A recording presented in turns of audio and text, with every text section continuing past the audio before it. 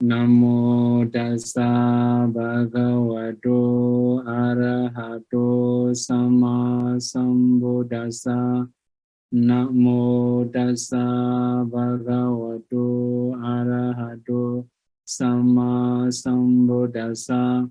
Namo tassa bhagavato arahato sama sambuddhassa. So today we will start all the summary of all the nama, especially mentalities. So since we have already studied the 5 aggregates, according to Visuddhimagga, we also have already explained the characteristics, the function, the manifestation, the proximate cause of all the ultimate realities. So as we have explained before, all the materialities are called Rupa Khanda, material aggregates. But what about Nama Khanda, mental aggregates? We have to divide into 4. So now we will start with the group, the first group we call 7 universal. So there are many contacts. We have already explained about contact before: eye contact, ear contact, nose contact, tongue contact, body contact, and mind contact. Similarly, feeling. We have many different types of feeling. For example, like a pleasant feeling, unpleasant feeling, equanimous feeling. Not only that, we also have the feeling produced by eye contact, ear contact, and so forth. There are many different types of feeling. Perceptions. We have many different types of perceptions.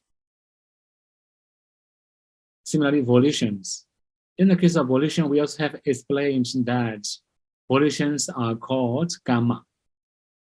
Whenever we talk about karma, we must talk about the volition. The one-pointedness also we understand as concentration.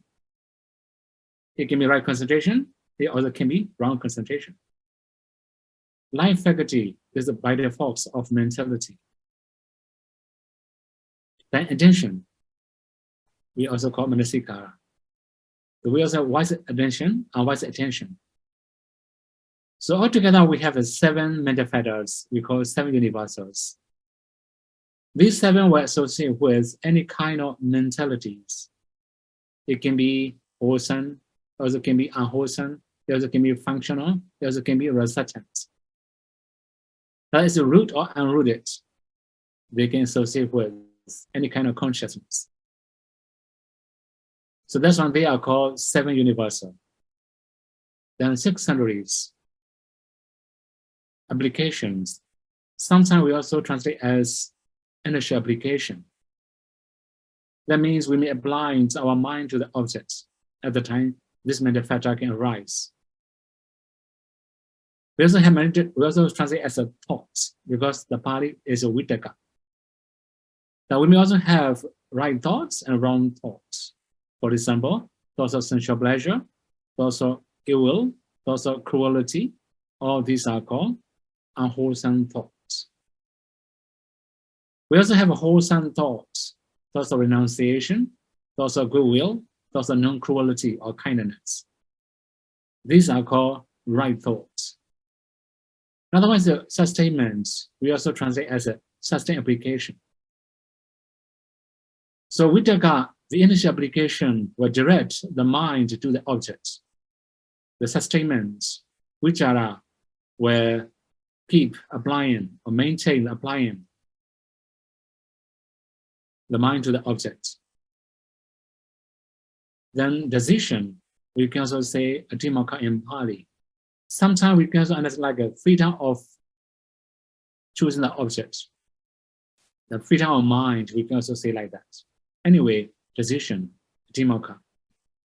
Okay, decision also can be considered as atimaka. Sometimes when we have a doubt about something, we cannot make decision.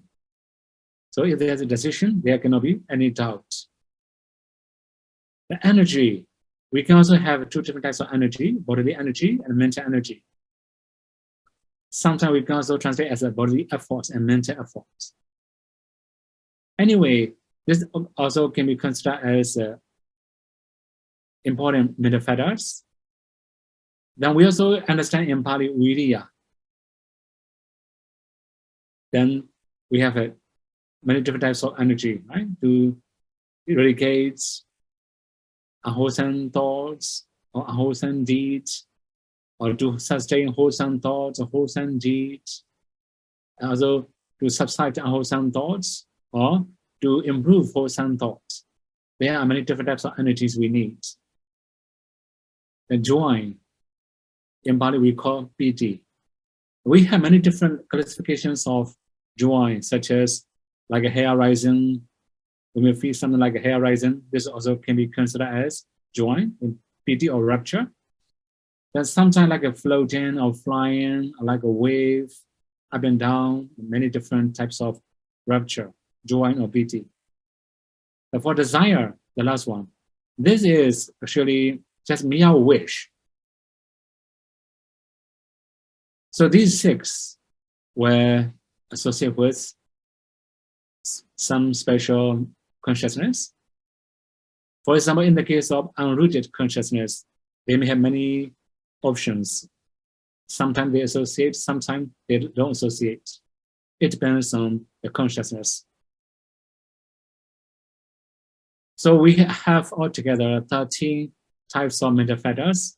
In Bali, we call Anyasamana. So from time to time, they were associated with wholesome, unwholesome, resultant, or functional consciousness as they arises. Then anyway, we have to understand these 13 mental fetters are also can be good and bad. But we have the next group, about 12 unwholesome mental fetters. The next group. So when we say 12, the next group, the next slide. Slide, the next slide.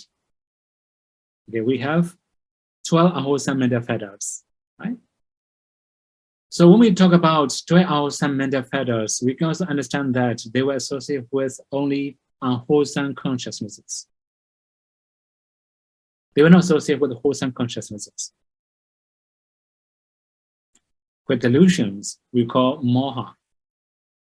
Now when we say moha, that means it covers truth. Especially it will cover ultimate reality. It will cover Four Noble Truths. It also covers cause and effect relationship. It also covers past, present, and future, especially past and future. It also can cover dependent origination. This is called delusion. Then shameless. We can also say moral shamelessness. But in this case, when we are going to do something, we will be very active, then we will be proud of it, then this can be considered as a moral shamelessness. Then similarly, moral dresslessness. We may not fear, we may not scare to do unwholesome deeds. At the time, we can say moral dressless. As we have already known, the last one, restlessness, udacca. When we are meditating, we can experience this restlessness frequently. From time to time, our mind is out of control. We cannot know the object. At the time, we can say restlessness. So not only that, restlessness is also the main fetters, right? When we cannot catch only one single object. Then there are many other functions of restlessness. Our minds are wavering here and there, like our minds are flying here and there. This is called restlessness. So these four were associated with any kind of unwholesome consciousness. It can be lobha, also can be dosa, also can be moha, or any types of consciousness. We have 8 greed-rooted consciousnesses, 2 hatred-rooted consciousnesses, also 2 delusion-rooted consciousnesses. These four are associated with any of unwholesome consciousnesses. So here we have, by mistake. No, 12 unwholesome mental fetters. It must be 14 unwholesome mental fetters. By mistake, right? So 12 unwholesome consciousness, but 14 unwholesome mental fetters. This is a mistake, okay? One more. The next group, greed. wrong view and pride. As a Buddhist, especially after learning sometimes about Buddha's teaching, Lobha is like our own native language. Right? Although we don't translate into English, especially in Myanmar or Thailand, Sri Lanka, or Cambodia, Laos, for them, Lobha is like their native language. Everybody knows this kind of words. Anyway, I mean, there's a greed. Greed means a kind of grasping. So we may grasp something, the sign of object, especially. This is called greed. Wrong view, here again. So we may have many different types of wrong view. For example, if we don't believe in karma ownership, there's a no cause and effect relationship. There's a no benefit of offering or something like that. This is called wrong view. So the last one is pride, mana. We have many different types of mana. Inferior mana, superior mana, equal mana, many different types of mana. Not only that, at the time I also had explained, we have two different types of mana. That means the first mana, we don't accept the truth. It's very gross. The sort of mana can eradicate that kind of mana. The second one is the mana that can accept the truth. Although we are arrogant, we can still accept the mana. We can still accept the truth. In this case, this is, we can say, proper mana. Even Sotapanna can have this kind of mana. Sakadagami also can have, Anagami also can have. Only Arhats can overcome or can eradicate this kind of mana. Okay, briefly, greed, lobha, wrong view, ditthi, pride, mana. These three are also called lobha groups. Lobha group. So sometimes lobha will arise alone without wrong view or pride. But whenever wrong view arises, there must be greed. Greed will arise together. Whenever pride arises, greed will arise at the same time. So the next one is that we call dosa group, hatred. In Bali, we call dosa. When we say hatred in English, people also misunderstand.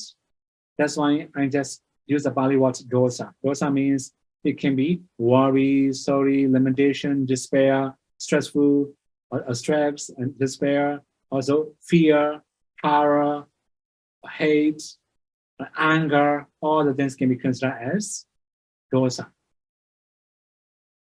This is actually negative thoughts, depression, and something just comfort in our mind. Another one is 𝐸𝐸, envy, or jealousy. So if we can see somebody successful, then we may feel jealousy. In Bali, we call 𝐸𝐸. Similarly, material, possessiveness. This also can be our own success. For example, we just wish ourselves to be stronger, strongest, the best. We don't wish other people equal to us or better than us. So for example, okay, if we can practice well, okay, only may I practice well, may not all other people, and may all other people not practice well, right? We have this kind of wish. This is called possessiveness. That means we just wish all good quality. We don't wish anybody to have good qualities. This is called possessiveness.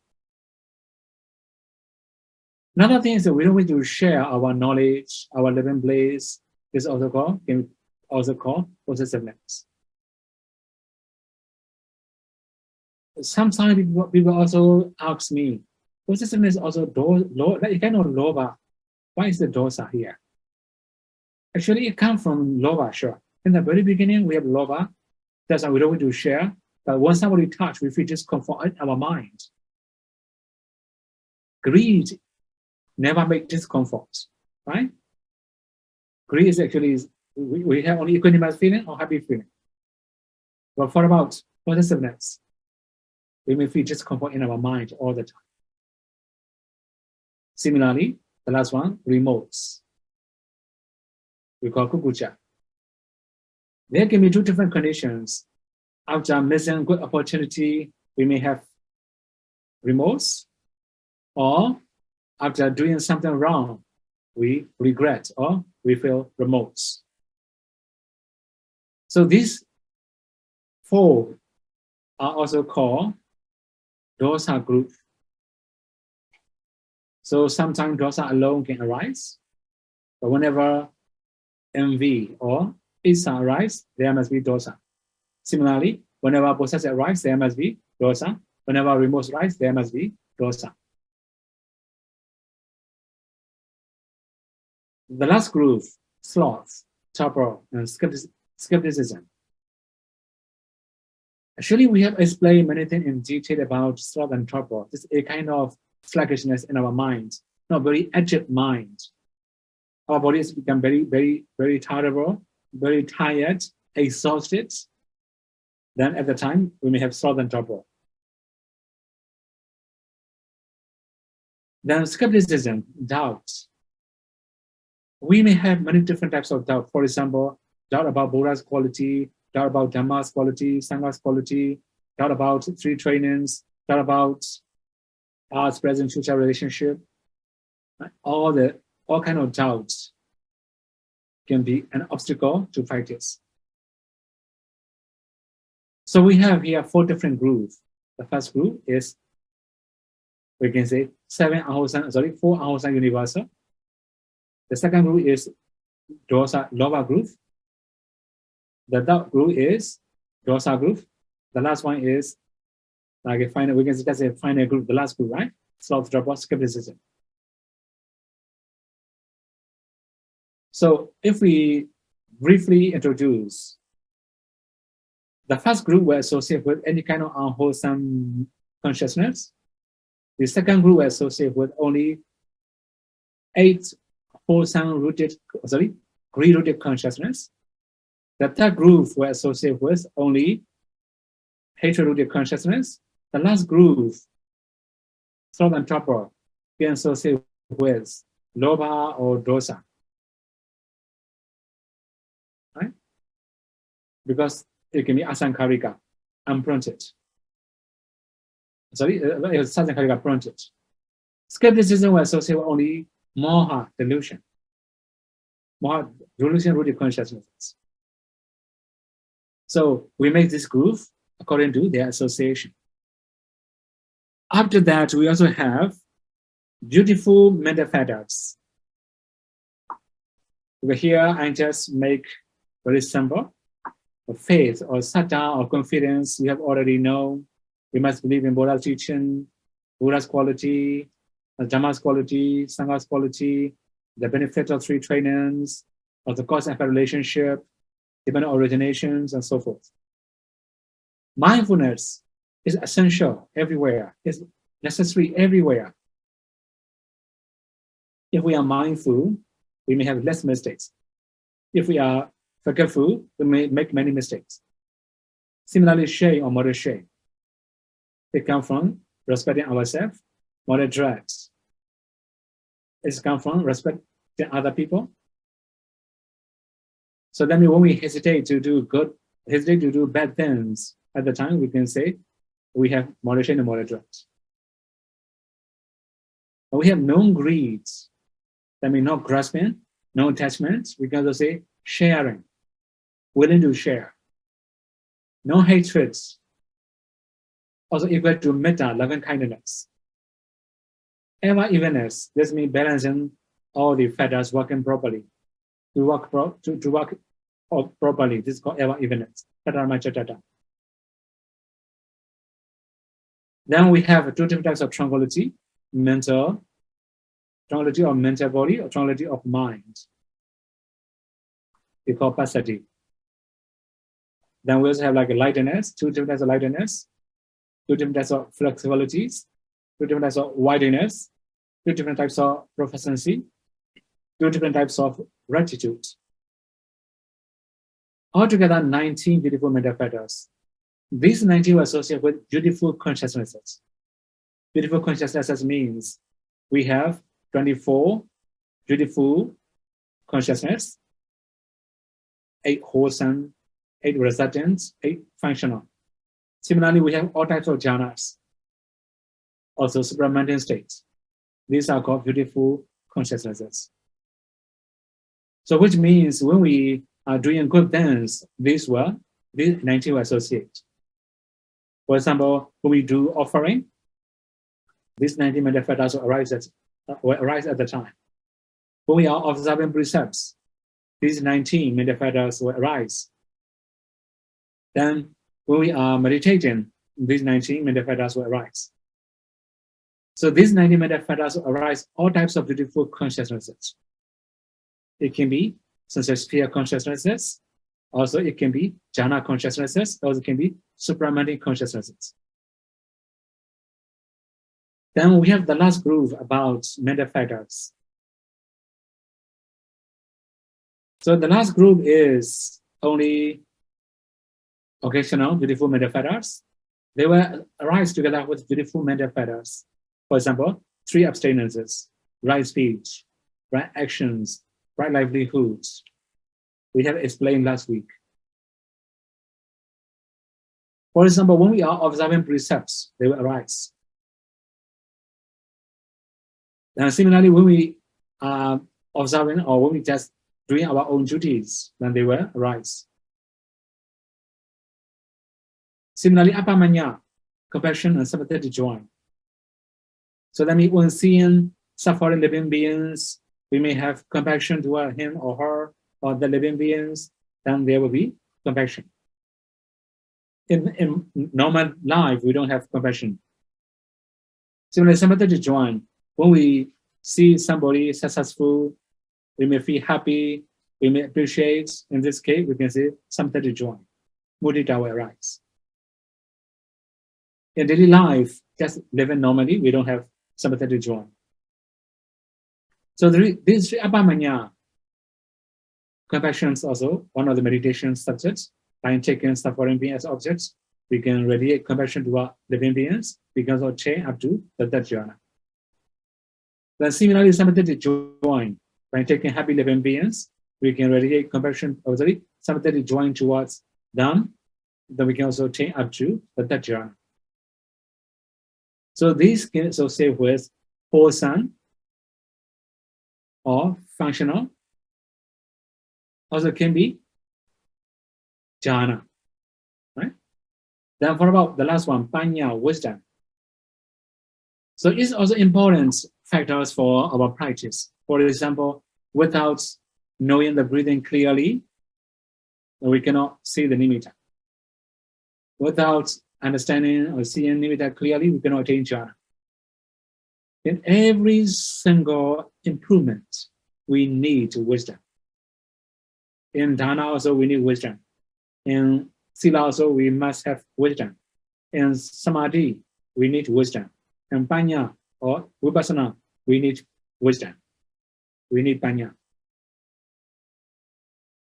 So this is also necessary, but not all the time our mind arises together with wisdom. When we understand the Dhamma clearly, there will be stronger wisdoms. If we don't have very clear understanding, we don't have clear wisdom. Okay, so these are mental factors and the group and groove. Then, as we have already talked about materialities before, if we classify into the group, for example, we have already mentioned 4 types of ultimate realities. They are citta, consciousness, or mind. We have explained group and groove. In the Sika, mental factors, today we have already summarized all the things. Rupa, materialities, we have explained very early when we start with Panya, wisdom, Panya Nidisa, expositions of Panya. We have already introduced all types of materialities. Then finally, Nibbana. So altogether, we have 4 different types of ultimate realities. Then we can classify them as 5 aggregates, 5 bases, 18 elements, and so forth. Okay, now when we talk about 5 aggregates, you can see the table now. So 28 rupas are material aggregates.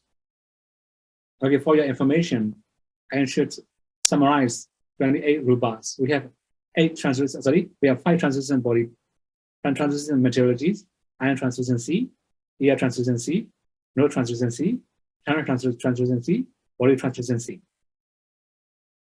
After that, we have power materialities, sex materialities, female sex and male sex materiality, life faculties.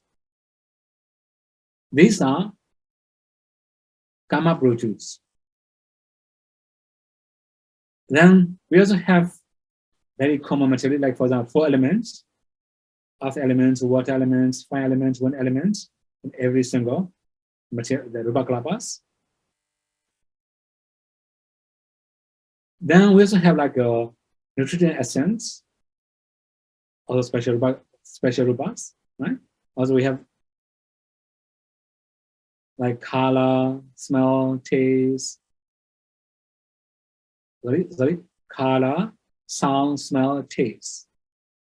These are also external materialities, also can be internal materiality anyway. So we also have like a concrete materiality such as space elements, body intimations, verbal intimations, lightness, flexibilities, right? Also widiness, something like that. Then we also have like generations, like continuity. We also like impermanent. These are also called concrete materialities. So all these materialities are material aggregates. So mostly when people talk about material aggregate, they think this body is a material aggregate, right? Maybe it's only conceptually we understand. We have to know ultimate reality. Then if we can see ultimate reality, we can really see material aggregates. Then nama, mental aggregates. We have 4 mental aggregates. So all the mental factors and consciousness led by feeling is called feeling aggregates. So feeling alone is not aggregate. Feeling will arise together with all other mentalities. This is called aggregate. Similarly, led by perceptions, all other mentalities, then they can arise, they are called perception aggregates. The remaining jidasikas, that means remaining mental factors, accepting, feeling, perception, and consciousness, all other mentalities. Right? So all other mentalities are called remaining jidasika. They are called formation aggregates. Sometimes volition, here we can also say, all the mental factor, all the mentalities led by volition is also called formation aggregates. So 89 consciousnesses are called consciousness aggregates. The consciousness alone cannot arise. They will arise together with the mental factors. So led by one of the consciousness, all other mental factors, then as a group, we call this consciousness aggregate. But the main thing is when we say aggregates, it must be in group, not only one. So we have to understand the meaning of aggregate clearly. So one more thing here. We have rupas, we also have chitta, we also have jidasika. Only 3 ultimate reality here. We don't mention nibbana because nibbana is not aggregate. Only nama rupas are called aggregates. Nibbana is the cessations of nama rupas. That's when they are not aggregate anymore. Okay, these are the parts. So that means, okay, if the 5 aggregates are the object of clinging, they are also called clinging aggregates. So the permanent consciousness and their associated mental factors are not the object of clinging. Okay, for example, when we talk about clinging aggregates, it can be ordinary people, Sotapanna, Sagadagami, Anagami, because they still have clinging. That's when they are called clinging aggregates. Buddha, Pachika Buddha, arahats. Although they have body, they have namarupas. Their namarupa is not the object of clinging. That's why they are only called aggregates, not clinging aggregates. Okay, here we have to understand two different things: aggregates and clinging aggregates. We ordinary people, Sotapanna, Sakadagami, Anagami, clinging aggregates. Buddha, Pachika, Buddha, Arhat, this is called they're not clinging. This is only aggregates. So we have two different conditions here. So whenever we talk about vipassana, it must be clinging aggregates, the object of aggregate, right? Okay, for example, you may also ask, how Buddha practice vipassana? Right? They can see that they are rupa as anicca dukkha anatta. Right? They can also see this is their case. Only Arhats and Buddhas, Pachika Buddha, they have their own way of practice. Okay, so anyway, when we are going to talk about, because they are, anyway, they mean Arhat, Buddha, Pachika Buddha, they have already finished all types of vipassana. Right? We can understand like that. So when they do vipassana, it can be just for the cessation attainment or for fruition attainment. To enter into fruition attainment, they may practice vipassana. Okay? So now we have to continue to the next one. So 5 kinds of order. Actually, we have to know these 5 kinds, the 5 types. Otherwise, we get confused. Okay, now here I have to introduce the first one. The Pavatikama, the aura of arising. Okay, now for your clear understanding, we may have very easier sequence. For example, we may have the plants, or we may have seeds, right? Seed can have sprouts. After that, it can be small plants. It become big trees. This is the process of arising, right? Because the aura of arising. But not only that, for example, like we have mental process. Right? Mental process. After mindful abiding consciousness, there can be javana, impulsions, there can be the dharamana, registered mind. These are the aura arising. We have to understand clearly the one, the aura arising. Okay, for example, when we are practicing anapanasati, the breathing, in the very beginning is very gross. When you can concentrate very well, it will become subtle. Right? This is the aura of arising. The aura of happening. It will happen naturally. So that means in every single practice, there's the aura of arising. Okay, for example, just for your information, right? That means sometimes many newcomers come to Paudaya in group. One day, for example, 10 person come. They will meditate normally. Then they will come to interview at the same time. If one bhikkhu reports all his experiences, all remaining cannot report anymore because one person has already told their experiences. Because the same experiences, the same way of arising, the same way it will arise, it will happen normally. For example, the first 3 days, pain a lot. Maybe after 5 days, maybe it will be getting better. Maybe after 1 week to 2 weeks, then they will start experiencing like a tranquility, rupture, joy, something like that. Then maybe around maybe 3 weeks, and they can start seeing the light or nimitta, something like that. Maybe 2 weeks to 3 weeks, right? They will start seeing the nimitta and something like seeing the light or something like that. This is very common. Because the same thing happened to everybody. So the aura of horizon, the aura of happening. So in modern society, okay, you may have joined many meditation retreats. In modern meditation retreats, mostly they will say their experience as insight knowledges. Okay, I will say one simple thing. I have read many books about meditation, whether it's concerned with Paudaya or not, whether it's right, my way of practice or not. I just read the way they approach meditation. I have read one book about breathing meditation and also inside knowledges. Okay, one of the teacher explained, for example, you may know breathing in, breathing out from the very beginning to the end, right? The beginning of in-breath, the beginning of the out-breath, sorry, the middle of in-breath. Okay, well, I will repeat. Then the beginning of the in-breath, the middle of in-breath, the end of the in-breath. Similarly, the beginning of the out-breath, the middle of the out-breath, then the end of the out-breath. We have process, right? One of the teachers said, if you know the beginning, the middle, the end, it is Samasana Jnana. If you just know the beginning, then you don't know the middle and the end. It is concept-oriented knowledge. If you just know the ending of the breathing, it's a Banga Jnana. You know, they have that kind of approach.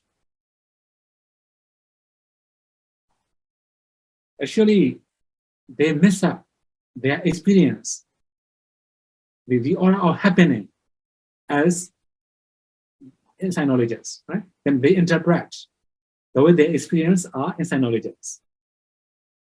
So if you have read many books about inside knowledges like Abhidhamma Magga or Visuddhi Magga or Abhidhamma Sangha, the way they interpret is will be a little bit funny, right? But anyway, that kind of thing happen in the modern society. That is why the aura or arising or the aura or happening is not the way we have to approach. Okay? Then we have anyway we can understand what's happening, in which case what can happen, we can know. Then second, Pahanakama, the aura of abandoning. Okay, for example, when we attain the first jhana, we will overcome hindrances, right? This is overcoming. But in reality, we can eradicate very strong defilements such as doubt, skepticism, right? Also wrong view when we are bright, when we can attain Sotapadipad and future knowledge. Well, that means Sotapadipad and future knowledge will eradicate this kind of defilements. Sakadagami, Anagami will eradicate this kind of defilements. Arhami eradicates this kind of defilements. These are called the aura of abandoning. Okay, one more thing here. In every single practice, in every single improvement, there is something to overcome. Okay, so for about the first jhana, we must overcome hindrances. Second jhana, we must be able to overcome Vitaka Vichara and so forth. You have already known all the things, right? You have already learned in Visuddhi Magga class. Okay, for about Vipassana, for example, when we are discerning Nama Rupas, for what purpose? If we can understand Nama Rupas clearly, we must be able to overcome identity views. 20 types of identity views. Later, we have to approach all the things. Anyway, the main thing is something to overcome in every single inside knowledges. Similarly, when we are practicing cause apprehension, the knowledge of cause apprehension, we must be able to overcome 16 types of doubts. Doubt about the past, doubt about the present, doubt about the future, especially doubt about past lives, for example. Right? So that's why in every single inside knowledges, we must overcome something. This is the aura of abandoning, the aura of removing. This is called Pahanakama. Especially when we attain path and future knowledge, we will eradicate, abandon totally. Then the third one, Patipadikama, the aura of practice. Okay, this one is also really very important. Whenever we talk about the aura of practice, we have to remember 7 purification. We have to practice 7 purification step by step, systematically. This is really called the aura of practice, Patipadikama. Sometimes people reach many suttas. They practice as they understand, but they forget about the order of practice. This is also really very important, right? Okay, we have already explained many things about 7 purifications, right? We have already talked about the purifications of morality in the very beginning of chapter, the Visuddhimagga. Then we have already explained the purifications of minds in the Samatha subject. Now we are starting with the purifications of view, Ditthi Visuddhi. Right? Later we have to continue many other steps. Anyway, the main thing is the order of practice is that we have to approach systematically. Sila, Samadhi, Panya can classify into many different steps, many different groups. So we have to approach systematically according to Patipatikama when we are going to practice.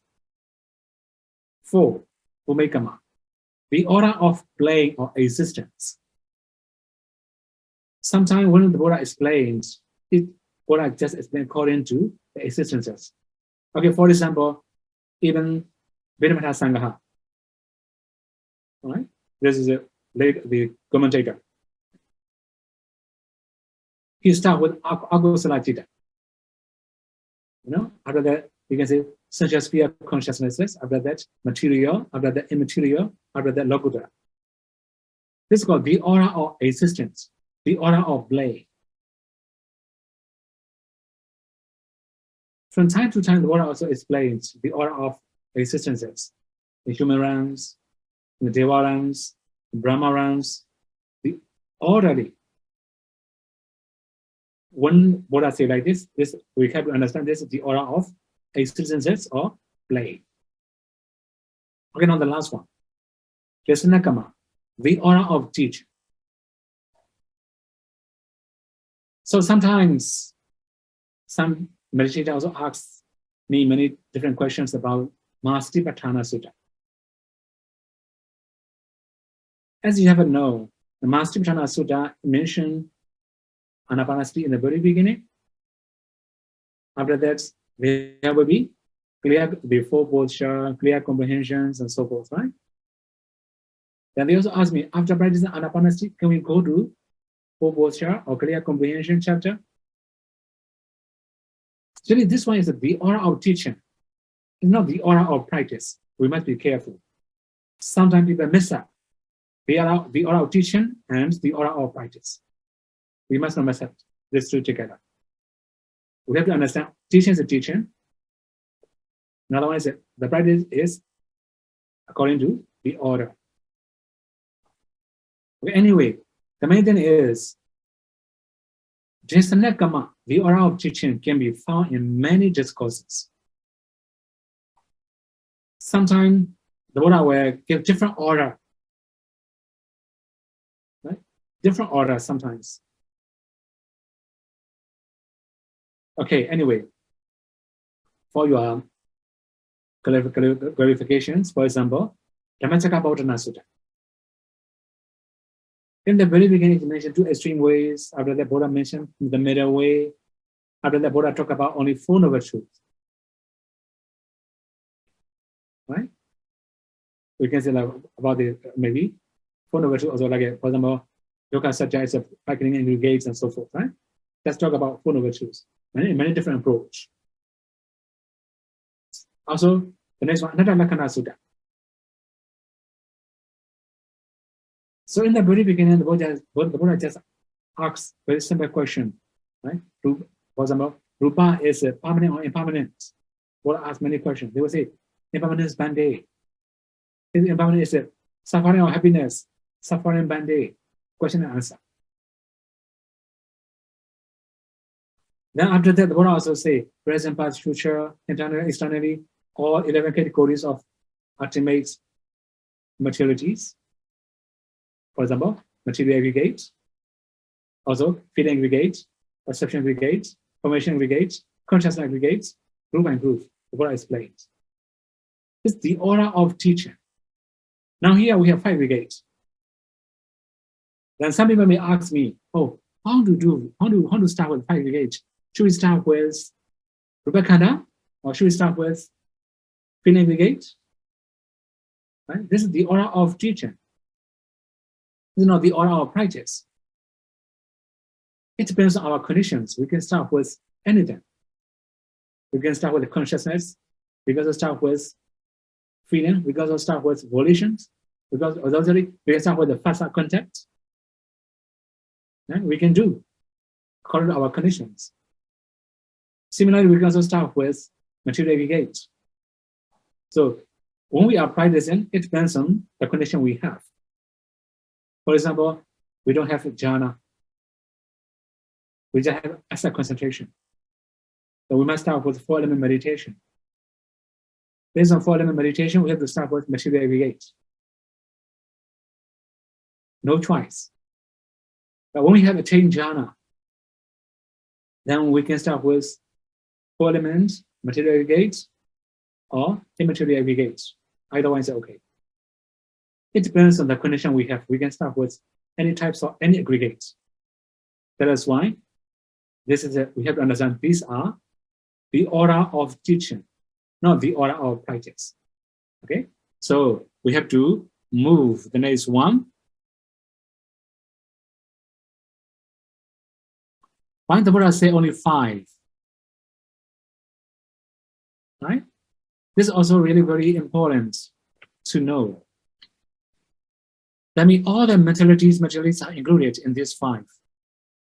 So these 5 are also we observe our holding of the view of Atta. Atta means self, Adanyami, heaven, self, or soul, or everlasting entity.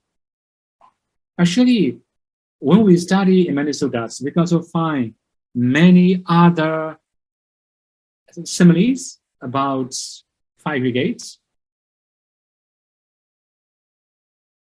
Actually, according to the listener's condition, Buddha explained in many different suttas.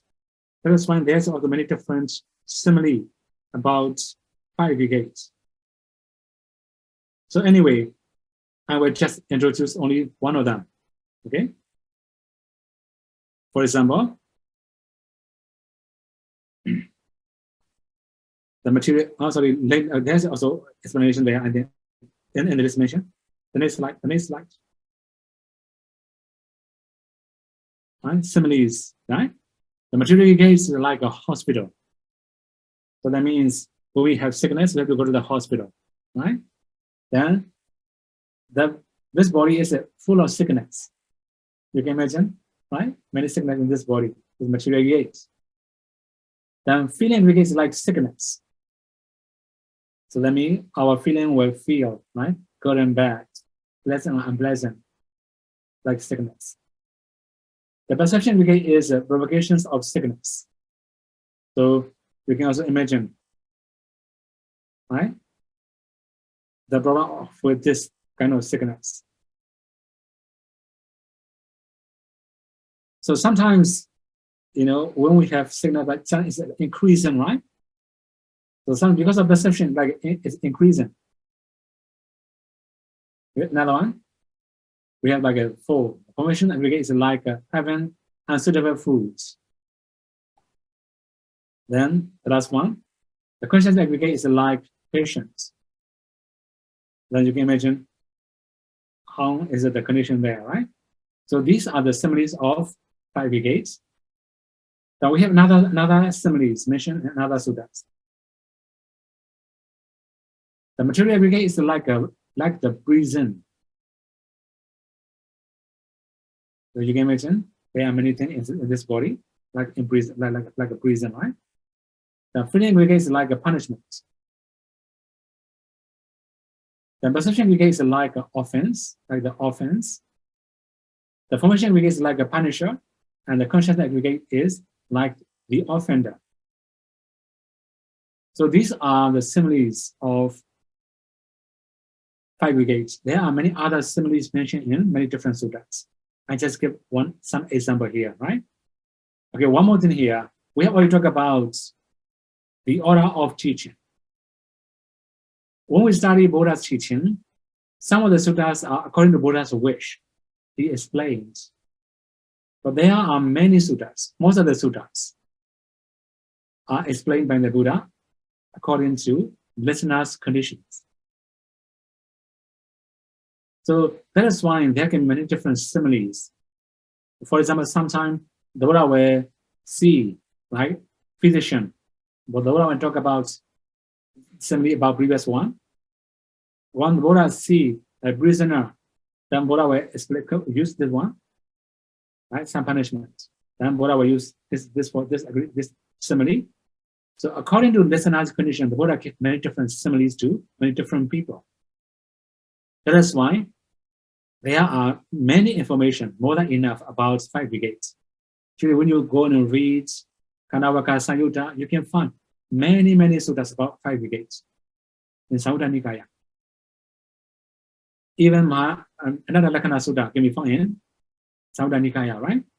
So there are many suttas about 5 Aggregates. That is why there can be many different similes according to the listener's conditions. Okay, now we have to move the next one, the table. Aggregates, here we can say Khanda. Why we can say Khanda? That means they will arise in group. For example, when we attain jhana, or when we are going to descend jhana, nama, dhamma, mentalities, then there will be mind-adverting consciousness in the very beginning. After that, 𝐕𝐢𝐬𝐬𝐸𝐽𝐻, 𝐸𝐻, 𝐸𝐿, 𝐸𝐸, then jhana consciousnesses. Jhana mind moments. So now here with the first mind moments in the mental process.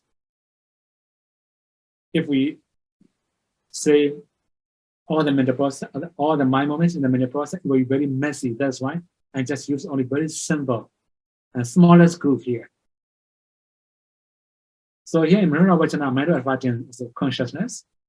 Together with this consciousness, we have 7 universals: contact, feeling, perception, volition, one-pointedness, life faculty, attention. So 7 universals arise together with mind-adverting consciousness. Among the secondaries, application, we say initial application, sustainment, decision, energy. These 4 arises. These 4 arise together with mind-adverting consciousness. So altogether, we have 11 mental fetters together with mind-adverting consciousness. Then the 12 mentalities arise at the same time, taking the same objects. They are also 4 mental aggregates. Okay, so when we are going to talk about feeling aggregates, it's led by feeling. All other mental fetters are follower. That means we must emphasize focusing on feeling. At the same time, we can also know all other mental fetters. We can contemplate that as anicca dukkha anatta. Similarly, perception aggregates. When we are going to descend perception aggregates, we can focus on the perception as a leader. After that, we can also know all other mental fetters and all other mentalities. We can contemplate that as anicca dukkha anatta. Then again, sankhara khanda, formation aggregates. It can be volition as a leader. We can emphasize focus on volition. We can also know all other mental fetters and consciousness.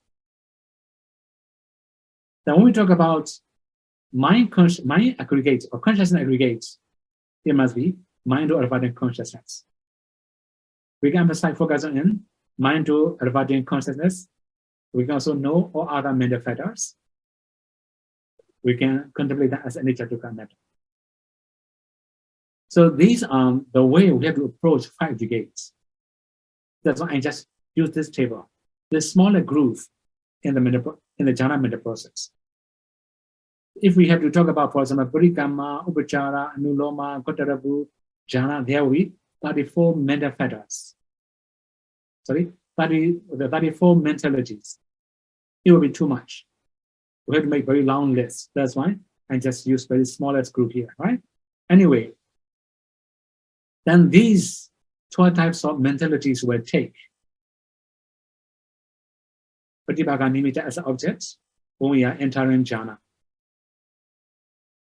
Then, when we are seeing beautiful things, right, we may have lobha, then this one will take beautiful objects.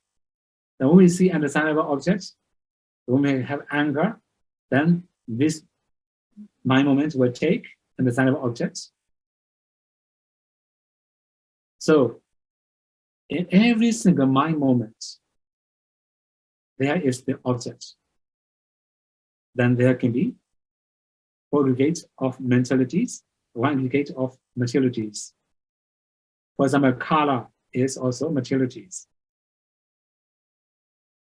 Not only that, base, iron translucency. With the iron translucency, we're going to see it. Is also Rupakanda, material aggregate. So that means in every single mind moment, there's the base, there's the object. There can be 5 aggregates. So if we can analyze 5 aggregates in every single mind moment, then we can say we can overcome the identity view. Okay, so now we have to continue the next groove. The ultimate realities are also classified as 12 bases. Then they are iron translucency is iron base, ear translucency is ear base, nose translucency is nose base, tongue translucency is tongue base, body translucency is body base. Then we also have external. The next one. The color, visible object is a visible form base, Rubayana. The sound, audible object is a sound base, also Sadayana. Then smell is smell base, Gandhayana. The taste, flavor is the taste base, Rasayana. The tangible object is the tangible base, Patabayana. Now all consciousnesses are mind based, Manayana. So we can imagine the first 10 are materialities. The 11th one is mentality. Then on the last one, 12. The combinations of the next one. The last one is combinations of mentalities and materialities. All mental factors, called Tirsikas, also Nibbana. So all the remaining materialities, we talk about eye, ear, nose, tongue, body translucency, right? We talk about external, color, sound, smell, taste. But all remaining materialities, here we can say water element, the two-set materialities, heart materialities, life faculties, rigid essence, space element, body intimation, body intimation, lightness materialities, flexible materialities, the widiness of materialities, generation, continuity, aging, impermanence, mental objects of base, Dhammayana. So, if we summarize, there are 11, among the 12, 10 of them are materialities. One of them is mentality. The last one is both mentality and materialities. Why the Buddha used this method? Right? So in the case of 5 aggregates, only 1 rupa, 4 are nama. But in the case of base, 10 are rupa. One of them is nama. The last one is nama rupa. Different classifications. Okay, now element, dhatu. So when we talk about dhatu, we can say elements, right? The ultimate realities are also classified as 18 elements. Iron translucency is iron element, Jaku dhatu. Ear translucency is ear element, Soda dhatu. The nose translucency is nose element, Kana dhatu. The tongue translucency is tongue element, Jiva dhatu. The body translucency is body element, Kaya dhatu. These 5 are also materialities. Same to previous one, with external one. The color, visible object is the visible form element, Rupa dhatu. Sound audible object is sound element, Sada dhatu. Smell is the smell element, Gandha dhatu. The taste, flavor is the taste element, Rasa dhatu. Tangible object is tangible element, Potapa dhatu. So here also the first 10 are only materialities. Then 11, the two I consciousnesses. So when we review unrooted consciousnesses, we have a wholesome reception, unwholesome reception, two I consciousnesses. They are I consciousness elements. Chakku Vijnana Dhatu. This is the consciousness, right? Then continues next one. Two ear consciousnesses are ear consciousness elements. Two nose consciousness are nose consciousness elements. Two tongue consciousness are tongue consciousness elements. Two body consciousness are the body consciousness elements. So these five are only consciousnesses. The first 10 materialities. Then there will be one more, two more actually. The five advancing consciousnesses are two receiving consciousness and mind element Manodhatu. Then 17, the next one. The remaining 76 consciousness are mind consciousness elements, Mano Vijnana Dhatu. Okay, for your information now. I think many of you may have read Patana chanting, especially Anandara Pachayo. Some Anandara Pachayo, you can find Mano Dhatu, and Sabodha Gaja Dhamma, Mano Vijnana Dhatu Ya. You may find this one, right? Mano Dhatu, previous one, 16. Mano Vijnana Dhatu Ya, 17, this one.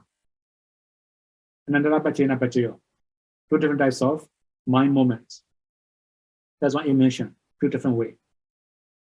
Okay, briefly, we have 7 consciousness elements. Eye, ear, nose, tongue, body. After that, Mano Dhatu, Mano Vijnana Dhatu. Mind elements, right? Mind consciousness elements. We have different types of elements, right? So 7 elements of consciousnesses. Then the 18 will be same as previous one, Dhamma Dhatu. All mental factors, that means Cetasikas, Nibbana, the water elements, the two sub-materialities, the heart materialities, life faculties, the nutritive essence, space elements, the body intimations, body power intimations, the lightness of materialities, the flexibility of materialities, the bodiness of materialities, the generations, continuity, aging, impermanence, are mental object based, Dhamma Dhatu. Sorry, mental object elements, sorry, not base, Dhamma Dhatu. So altogether we have 18 elements. Okay, now we have enough science. I have to elaborate why the Buddha used different formula. Why did the Buddha use different methods like this? Right? Okay, one more thing.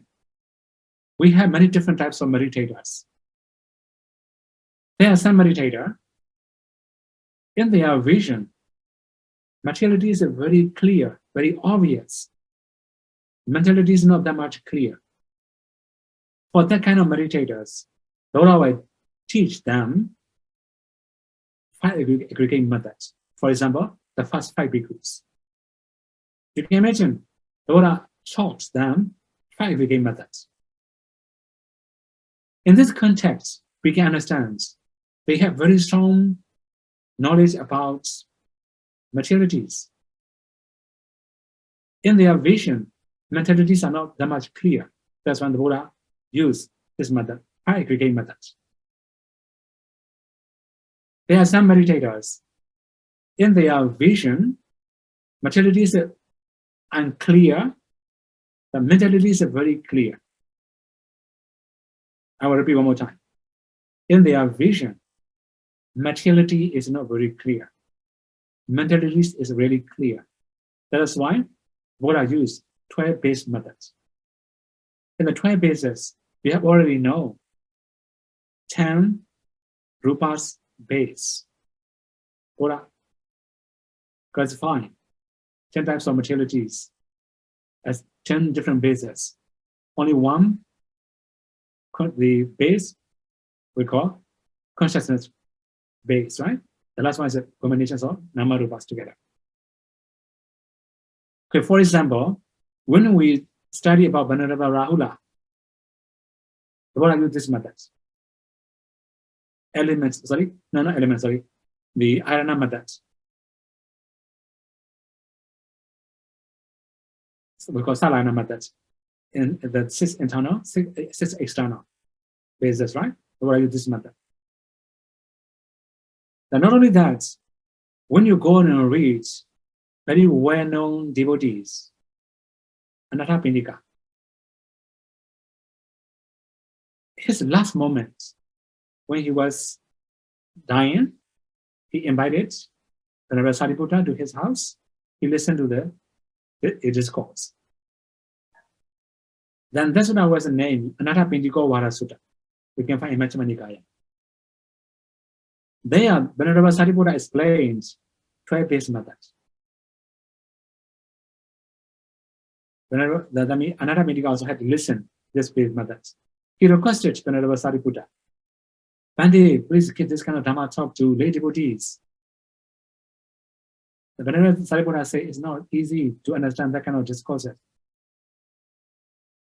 especially for lay devotees.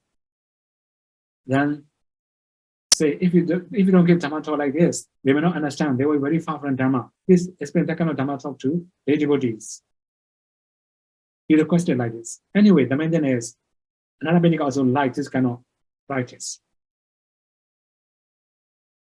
Okay, briefly, going back to the topic, right?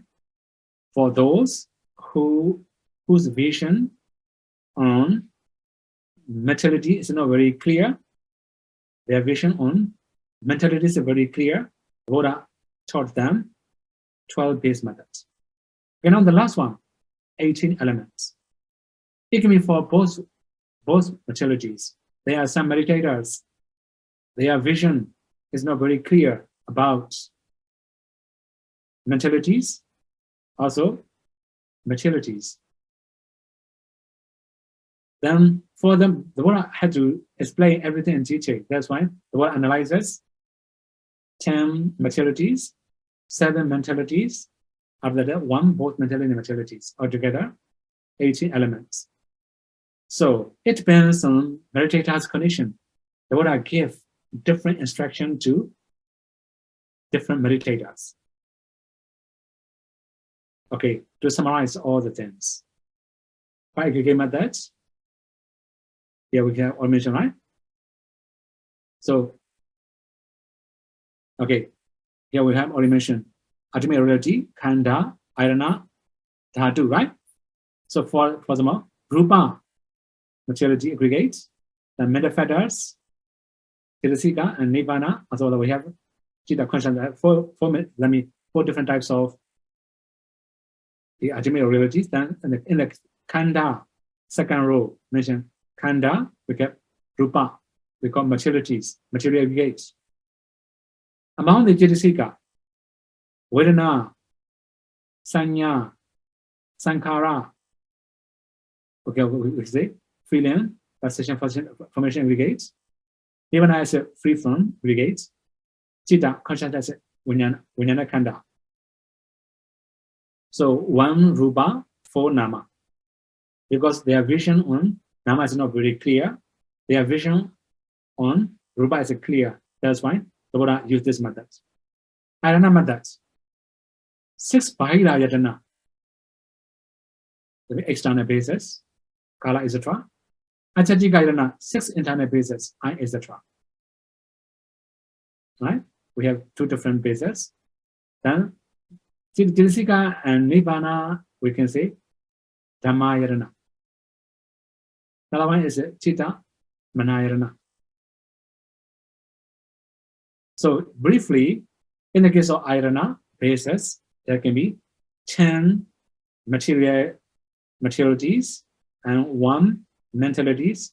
Then one of them is combinations of materialities and materialities, because they know namas very clearly, they don't know rupas very clearly, right?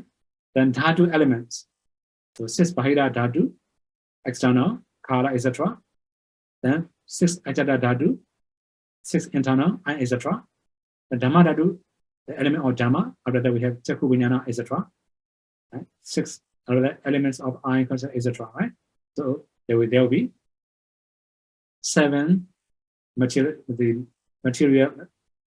conscious elements. Okay, the main thing is, according to the listener's condition, the Buddha gives different instruction to different meditators. So, if they have very clear knowledge about Namarupas, then you may have no Namarupa methods, right? So far, when you go and study the suttas, even very special meditators such as 5 bhikkhus, who had the opportunity to listen to the first discourse, the Dhammacakkappavattana Sutta, had to practice 5 aggregate methods. In non-modern society, if we say Namarupa methods, we have to consider, is it possible to improve or not? Then we have to choose 5 aggregate methods.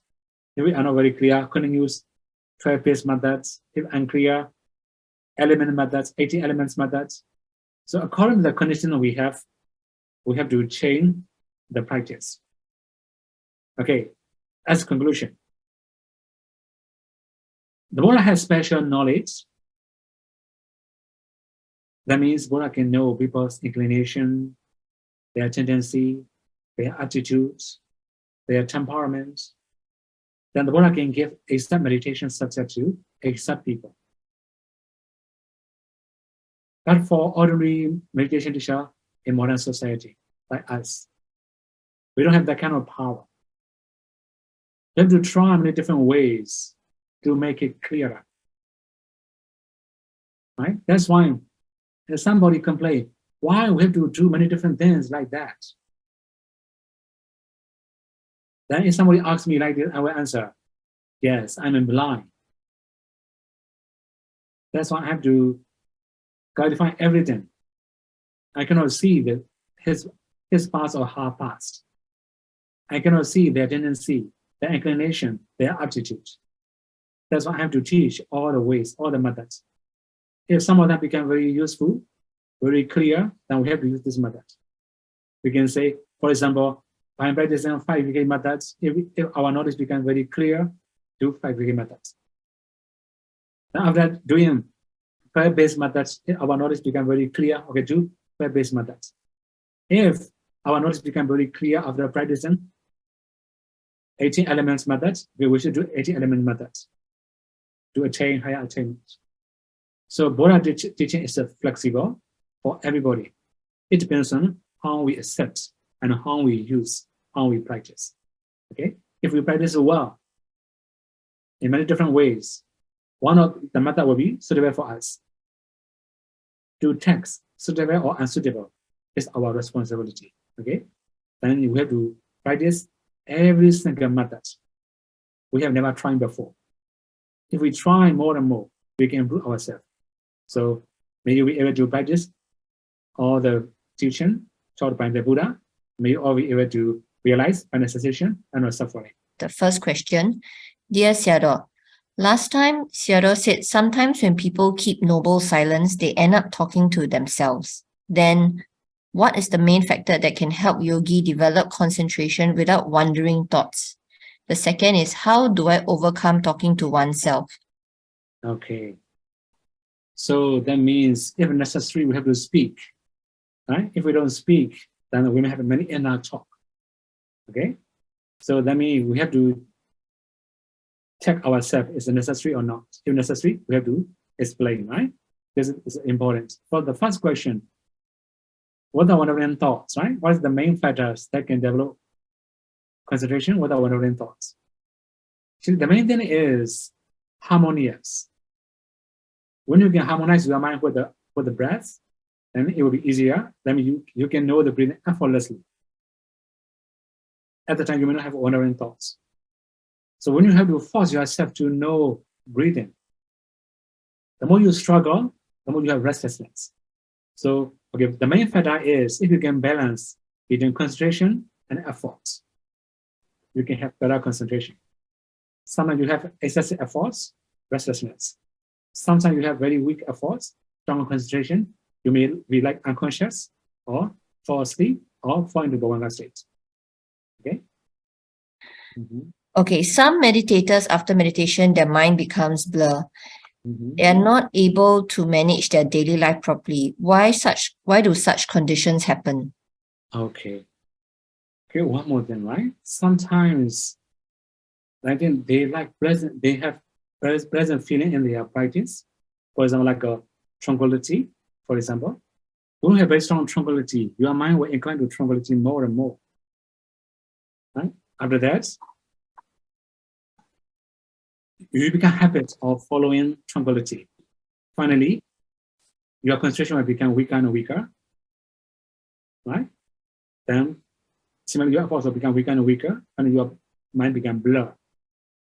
Sometimes, although your concentration becomes very strong, your effort become very weak. At the time, also it can happen like this. Okay. So the main thing is when you have too much pleasant feeling, don't follow it. If you can do like this, you can overcome it. If you just follow pleasant feeling like a tranquility, rapture, joy, comfort, peacefulness, right? All things are pleasant feeling. If you follow it, it will happen again and again. Okay.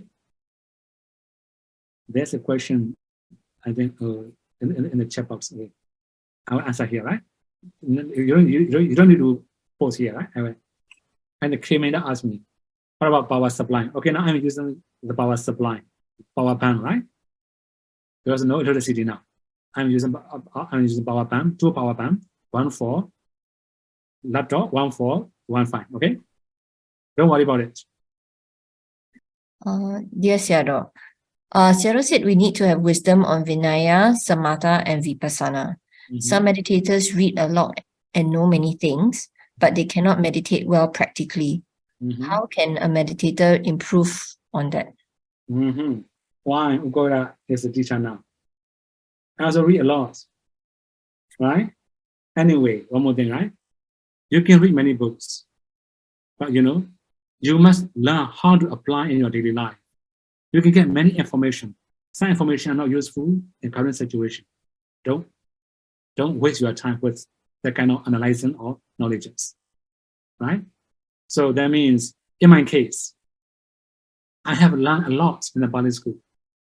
When I meditate, I know how to be simple. What's useful things? So that means you can learn a lot, but you must choose only useful things in current situation that you can improve. Right? Sometimes your knowledge and practice are very far. For example, you are practicing anapanasati. You are learning about Namarupas or Aggregates or Irana, something like that. It's very far, right? So by analyzing unnecessary things, don't waste your time. It will be okay. The next one. Yes, 𝐸𝐸𝐸𝐸, may I clarify on chart on the slide 20, please? Sure. The Dhamma Yatana and the Dhamma Dhatu would also include part of the Rupa, 16 Sukkhama Rupa, as 𝐸𝐸𝐸 has explained earlier. Yeah, sure. In the chart, only Cetasika and Nibbana are shown as Dhamma Yatana and Dhamma Dhatu. So slide 20. Okay, so then we have to correct later, right? Okay, it doesn't matter. Now you have already know, right?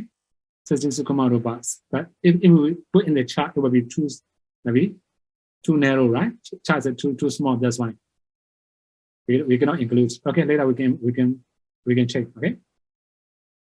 Okay, I think the second part of this question also for clarification on the chart. Also under Rupa, it is indicated as 6 internal and 6 external Ayatana Dhatu. Should it only be the first 5 internal and external? Sure. The 6, would it be mentality or include mentality? Sure. Okay, sure. Dhatu also it will be the same, right? Only 5 internal, 5 external. Sure. Okay, this one.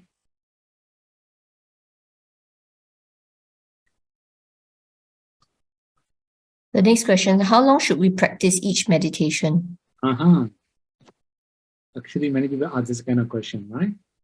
I have to repeat the same answer. It does not depend on how long you meditate. It depends on how skillful you are, right? Be careful. Not the duration is a skill, okay? Next one. And the checks, and then in the check box, there's it. Check box, there's it. The next question is a simple question, which is how to be simple. Yeah, sure. This is very, very good question, right? Okay, one more thing. If we talk about breathing in, breathing out, just think about breathing in, breathing out. Don't analyze unnecessary things. Sometimes, okay, in the Sutta I mentioned, Satawa Asasati, Satawa Pasasati, just mindfully breathe in, just mindfully breathe out. It's very simple, but we try to analyze many different ways. How far, how near, how close, how big, how small, how tiny, right? And which force is breathing. We analyze many things in detail. The more we analyze, the more we get confused. So that means as long as you don't get confused, you are simple. If you get confused about touching blades, in breath, out breath, right? When you get confused, it becomes impurity of breathing. It becomes an obstacle. Okay? So briefly, when somebody say breathing and breathing out, it must be only breathing and breathing out. Don't analyze unnecessary things. This means simple. Another one, if we say counting, breathing and breathing out, right? It's just counting. Don't think about any other unnecessary things, right? So sometimes we have habits of analyzing. The more we analyze, the more we get confused. Okay, if we summarize, do be simple. Don't investigate too much. Don't analyze too much. Don't be so curious about breathing or anything. Your mind will be simple. Okay? Vietnamese adults, the question is why is there only that deity in the Loba Mula Citta but not in the Dosa Mula Citta? Okay. When we get angry, we don't grasp anything. Right? At the time, your mind become blind and blind. So dosa and ditthi are two different things. Dosa will take undesirable objects. Right? Ditthi can take desirable objects. As we like, we will grasp. If we don't like, we don't grasp. Right?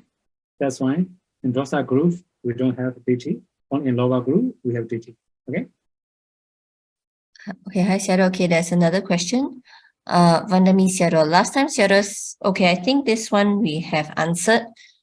This was the first question about keeping noble silence. Okay, we have another question in Chinese. Could I request? Vandami Seattle. During meditation, he finds that there are three ways of observing the breath. First way, observe as a bystander, means an outsider. Just watch and see the breath coming in and out of the nostril.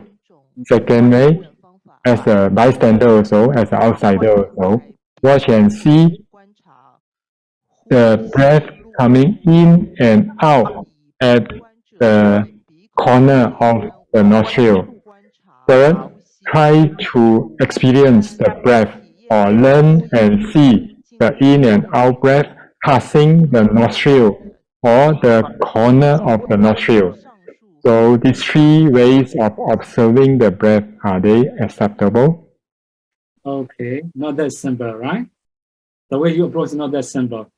So I already say, do be simple, right? It will be much better. It will be acceptable, but I don't know how it will be difficult in the future.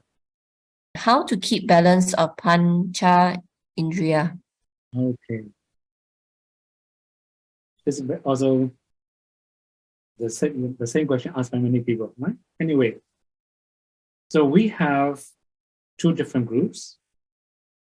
The first one is efforts and then concentration. Sometimes we have excessive efforts. Then we have more restlessness. We're going to have concentration. Sometimes we have very strong concentration. We have weak efforts. When we have strong concentration and weak efforts, we may fall into the bronchial states, or our mind become blur, or like we may fall asleep. This thing can happen. Okay, briefly, according to previous question, I have to review. Especially when we have too much calmness and comfort and pleasant feeling, we like pleasant feeling and comfort. Our mind will incline to it more. Now, normal inclination to the breathing, our effort will become weaker and weaker.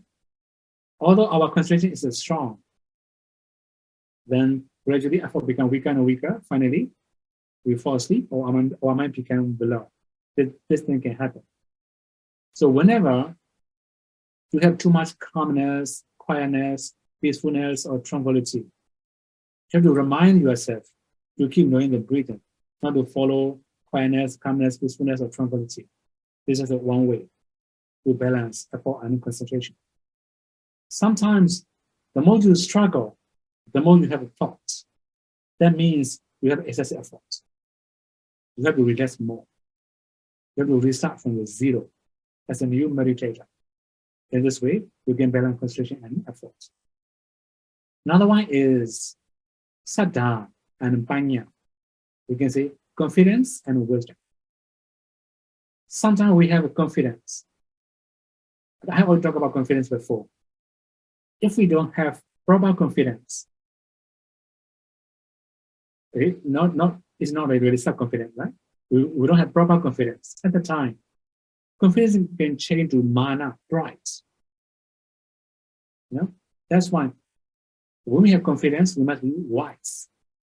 If we are unwise, we believe in wrong things. Actually, in modern society, there are many people. They say, without nimitta, we can attain jhana. Drawing jhana, dark jhana, black jhana, many jhanas. Even the Buddha didn't say anything about it. Right? The main thing is, if we have very strong confidence, very weak wisdom, we may believe wrong things, the wrong practice. Sometimes we are proud of our practice. Although we know the truth, if it cannot change, sure, this is improper manner. It will destroy our improvement. That's why it's also necessary. Whenever we believe in something, we have to investigate. We must have knowledge to check is it right or wrong. Sometimes we have a lot of analyzing, where we have very strong wisdom. The more we analyze, the more we have doubt. Doubt, confidence, and doubt are opposites. When we have doubt, no confidence. When we have confidence, no doubt. These two are opposites. Right? That's why if we analyze too much, when we have a lot of doubts, then don't analyze too much. You must believe the Buddha's teaching. You must read more books about confidence or saddha. Right? In this way, you can balance saddha and panya, samadhi, and viriya. To balance all these four, mindfulness, sati is a key player.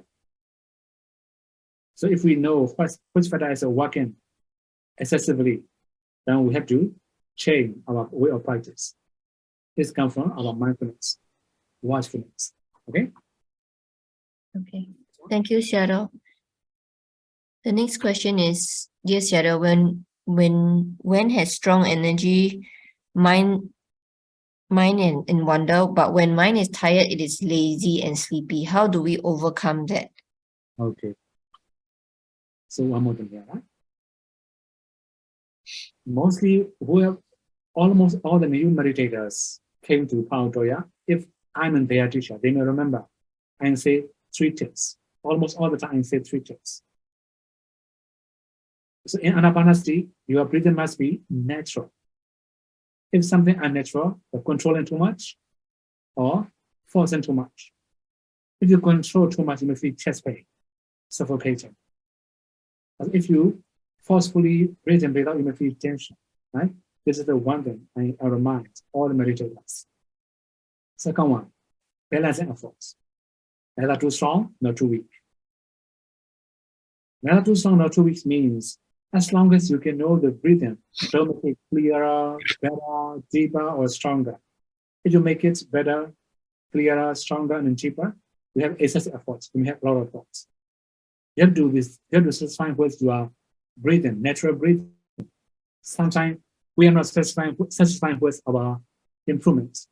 We wish to improve faster. We make stronger efforts in the very beginning. Okay, improving. But gradually, we cannot maintain that quality. We regret previous works. Cannot improve anymore. Right? Sometimes we become lazy or tired too much. So that means you have to use a lot of mind power. The main thing is, in your case, As long as you can save your energy, it will be fine. Just keep knowing breathing without expecting clearer one, better one, deeper one. When your concentration becomes clearer, deeper, naturally, just maintain. Okay, if we say briefly, maintaining effort is more important. If you can maintain well, you can improve naturally. Okay, then you will not feel lazy and tired. Okay, next one. Next question. Dear Xiao, some teachers taught to focus on the still breath, not moving breath, then our concentration can improve further. Is there such kind of still breath? Or we must focus on the in and out of the moving breath? Okay, one more thing here, right? Actually, in the very beginning of some chapter, we have already talked about Jalita Samadhi, shaking object, right? Jalita. Breathing is actually moving. Right? This is the moving. This is Jalita. Shakeable. That is why in this case, it will be fine. You have to know, breathe and breathe out. One more thing. People can misunderstand in this kind of teaching. For example, you may try to fix on one place too much. From time to time, your attachment point will change. If you try to fix too much, you have to put extra effort.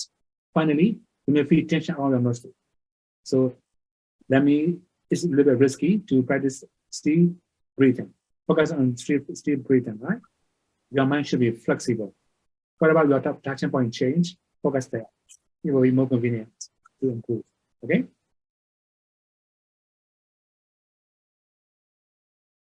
Next one. Thank you. Dear Xiao, was Bodhisattva willing to dana everything if someone asked him? Sure, he's willing to offer, sure.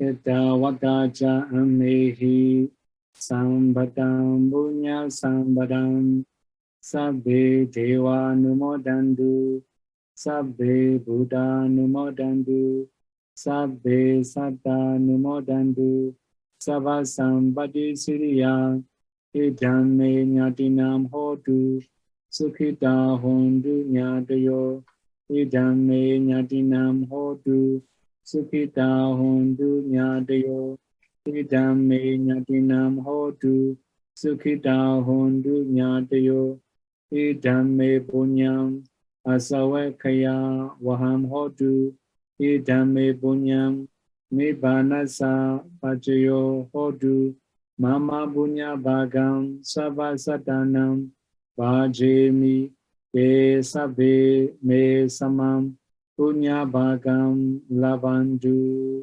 sadhu sadhu sadhu.